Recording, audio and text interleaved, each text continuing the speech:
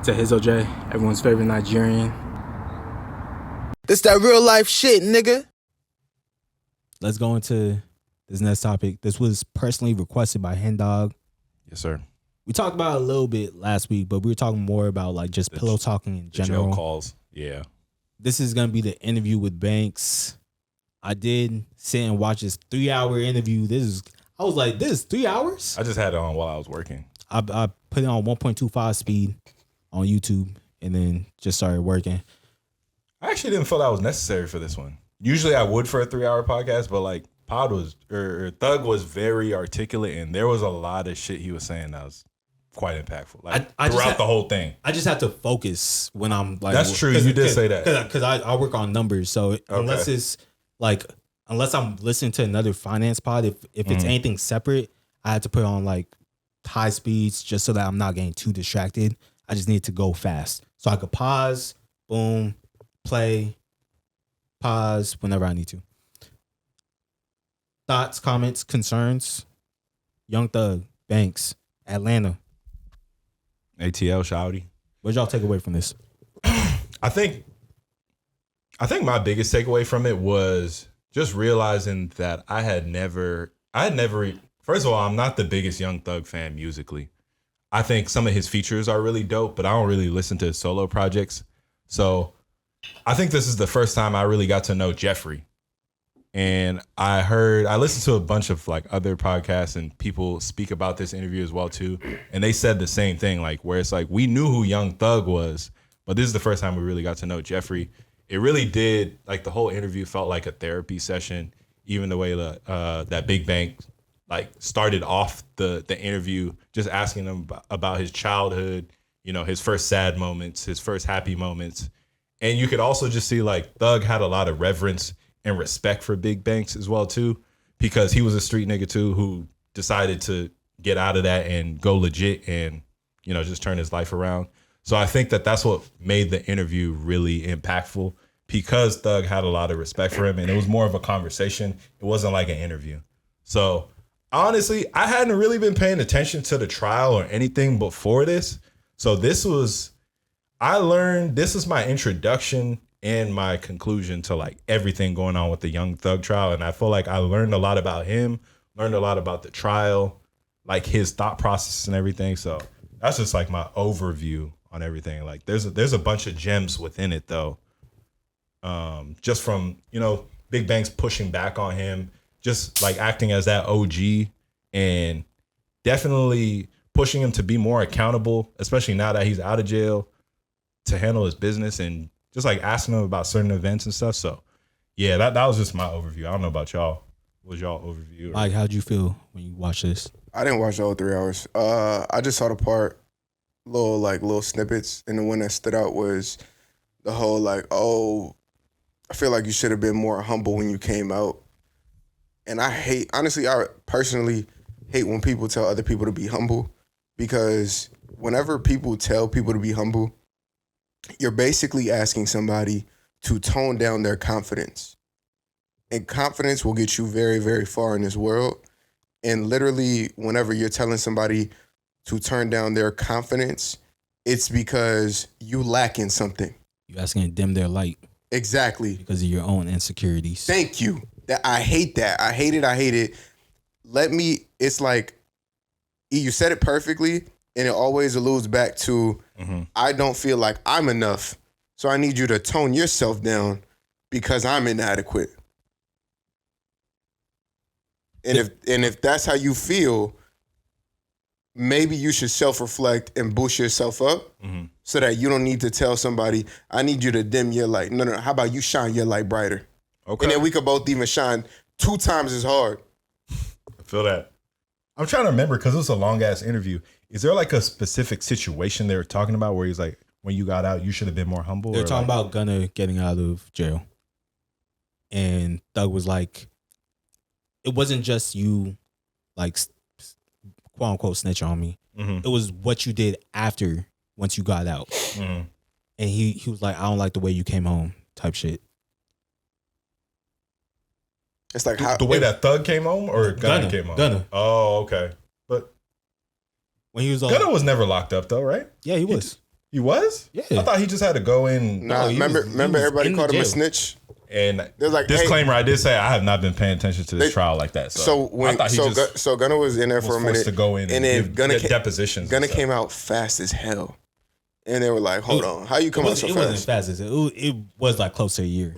Like, he was in there for a minute. Okay. He came home a little too quick. Okay. And they said, you must have snitched because ain't no fucking way you came home that fast. And then the video came out. Right. YSL is a gang. Yeah. Yes, ma'am. Yes, ma'am. Yeah. So Yeah. that's my only issue with it is Drizzy gave hella bankroll to Slime. that's my only He issue with named it. off all the niggas that pulled up to his mama house. But I think even within that, there's a lesson in that too. Like you just saw how Thug, you could tell Thug is the type of nigga, especially because of how he grew up and he didn't receive a lot of love in his childhood. So now in adulthood, that's what he seeks out. And that's how he fosters a lot of his relationships, even though they're business relationships and Gunna signed to him. So he looks at him like he's his little brother. And he's assuming that Gunna looks at him that same way when it's very clear he don't look at him that way. So it's like, I think that's a big lesson in it. One, like in itself, is just when you're doing business, you do have to keep it business. I think that Thug tries to do things out of love from his heart and do things, on the morals, integrity, and stand on that. But you can see in this situation where it bit him in his ass, and he's talking about how he'll never collect the millions of dollars that he probably owes that Gunna probably owes him because he signed to him and all that. But you can tell it's fucking him up though. Like, this is how you can see in the interview, like niggas crying and stuff, bro, over this. Like, this is really fucking him up. This is how I feel about it. So I thought that was a big lesson. Like, there's two ways to do business. You can stand on that morals and integrity, but you need to make sure you have discernment to know the person you're dealing with is dealing with you the same way. If not, you got to be strictly about your business, bro, about your paper. That's it. Whatever is in this contract, we going off that. So This is how I feel about it. I feel like Young Thug came to explain to us before going to explain to his own people. And I'm just like, this interview could have been done like a year from today. Like, go fix up whatever issues you got, like personally with your own personal relationships before jumping out and like, essentially trying to cop a plea to us. Like, we're not gonna, like, our opinions are never gonna affect his like personal life at the end of the day. It's just the internet. The internet's here today, gone tomorrow. Like, you are the main topic today. Tomorrow is gonna be somebody else. And I feel like he got so much hate that he just felt the need that he had to like explain to himself to us. yeah, When he should have been having conversations with his own people. And it's like, yo, go talk to Gunna about this, bro. Go talk to Lil Baby about this. Go talk to all these other people about this. And then once you got it figured out, then you could come and tell your story to us. But figure your own shit out first. That's how I felt the whole time. I was just like, bro, this is like, I think Banks even said at a certain point, he was just like, yo, you gotta go heal, bro. Like, go on that journey, dog. I think that was like towards the end, like Doug was like asking, he was just like, should I keep the people like updated on like, the healing? Just go heal. Why you worried about us? Just go heal. Worry about yourself, dog. But he also did say his whole life he's lived for having all those eyes on him. And now that he has all those eyes on him, that's what he always wanted. You know what I mean? So it's like, go heal. You see how that's going. Go. So that's why he's asking that question. Go to therapy. Go talk to somebody. Yeah. His worldview is very skewed. He has a lot of trauma he got to go deal with. Because you can't at one end be like, hey, Gunna, you ratted. And then at the other end be like, oh, these other people did too, but it's cool. Yeah. Because I said they could. So if you told Gunna that he could rap, then it would have been cool. But you still wouldn't have been able to tell everybody else that you told him that he could rap. That's another thing. The way he explains it like, okay, all 28 of the lawyers representing everybody were on the same accord that nobody is going to admit that YSL is a gang. Nobody's playing out. And that Gunna went on his own. So Lawyers wouldn't do that. allegedly. Lawyers are looking out for their own individual clients.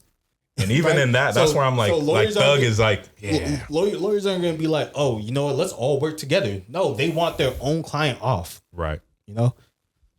Yeah. I think just to wrap this up, I know we don't have to spend too much time on this. I'm happy Thug is home, man. That's amazing. It is unfortunate all these jail calls and shit are leaking. It's clear like he pissed somebody off because I guess this always happens when it's like a very notable person, like a hip hop personality or something like that gets locked up. They always end up leaking shit like this. But this is like historic. The way they're just leaking all his jail calls. And just the fact that he had the longest trial in Georgia state history, like spanned for 3 years. Like he really, I don't know, man. They're trying to make an example. I feel like every time somebody of this stature goes into the system, they're always trying to get that promotion, make an example out of somebody. Like it's like every day it's a new fucking jail call, bro. He's talking about everybody. That's another thing where it's like, damn, bro, you just sit on the phone just talking about everybody and then trying to make it seem like, oh, I never pillow talked a day in my life. Like, I'm not really like that. But it's like, nigga, like, that's all you was doing in there. I understand you in jail and you bored or, you know, you don't have too much to do. That's your outlet. But it's like, damn, you just talking about everybody that you consider, like, you talking about everybody. But he's talking to his girl. That's why I was just like, bro, what? But it was other people outside of his girl, too. What, when he was talking to 21? Like, it was like lesser known people. I forgot who he was talking to, like.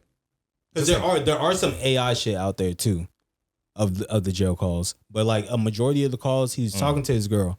And I don't know about y'all. If I'm in jail for 3 years and my girl's on the phone, whatever she wants to hear from me, as long as I'm not self-incriminating myself, she just wants to hear some tea. Nigga, I've been around niggas 24 hours a fucking day the last fucking year. Yeah, I'm gonna tell her whatever, bro. I'm gonna have a conversation with my girl, bro. I don't Like, So why are you just saying Glorilla is just ugly? So why is she just catching us because straight? he was in her DMs and he was copping the plea to his girl. Like he was in her DM. Oh, he was in Glorilla's DMs. So he just his girl was, you know, probably heard little whispers and was all like, "Hey, what do you think about so and so?" And so he went immediately on to the hey, that girl ugly. I don't think nothing crazy. about her. I don't know. That shit weird to me. Wait, what's weird? He's on the interview saying I don't pillow talk, but then he literally that's all he doing, bro. Like, why are you talking about Glorilla? Like Glorilla ain't got shit to do with shit, bro. If your girl brings up a girl, what are you gonna do? I'm gonna have to just jump off the bridge and say she's ugly? If you're in her DMs, yes, you got deny. See, Okay, that's why he in jail. that's his problem. That's why he was locked That's up. his problem. though. You know what I mean? Like it's just like, So yo, what? So here's the thing: Go ahead. if you're not in that situation, if you're not, because EJ's right, you gotta deny. But if you're not in that situation, if my girl brings up another woman to me, like, hey, what do you think about her? If Shorty look funny, she look funny, and I'm gonna say like, hey, she look funny, and we gonna get some jokes off. But if she look bad, I'm being quiet because I'm not trying to disrespect my girl in front of her. Like, I'm not trying to disrespect my girl, period. You feel me? So it's like, She cool. But he was in yeah, her exactly. DM. That's the right answer. But She what I'm trying to cool say is he until- was in her DM. He jumped in her DM. No, I understand that, which is why EJ said he called her ugly because now he's trying to flip it like deny. Then don't tell me you don't pillow talk then. So okay, so time out. Because you capping to me. No, time out. That's the part where he fucked up. Okay. It's him saying No, I agree. I don't then I agree pillow with y'all. talk. I agree with y'all then. So my thing 1000%. is, it's natural. Like, it don't matter who you are. It don't matter who you are. If you are on the phone with your girl long enough, you will pillow talk eventually. Like, if you say you don't pillow talk, I'm not believing you. I'm not believing you. I'm not believing you. I'm But not. I wouldn't say that. Have you? Oh, so I wouldn't say you that. exactly. That's my whole. That's my Exactly. whole. That's it. I You wouldn't feel say it. what? That he I wouldn't doesn't- say that I don't pillow talk. Exactly. Oh, okay. So that, yeah, no, I'm with you. I agree. Because if somebody would That's be cap. like, yeah, Like, exactly. what are we talking about? If somebody be like, hey, Henry, EJ, Mike, y'all pillow talk? Yeah, I've done it.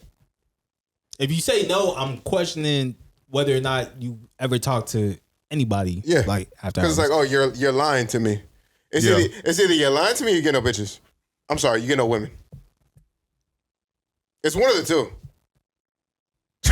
It's one of those two, I promise you.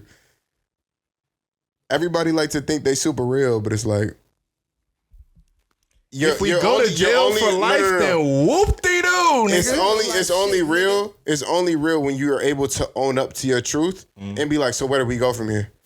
What you gonna do with it? If you're a cheater and you're like, yeah, I cheated. Now what?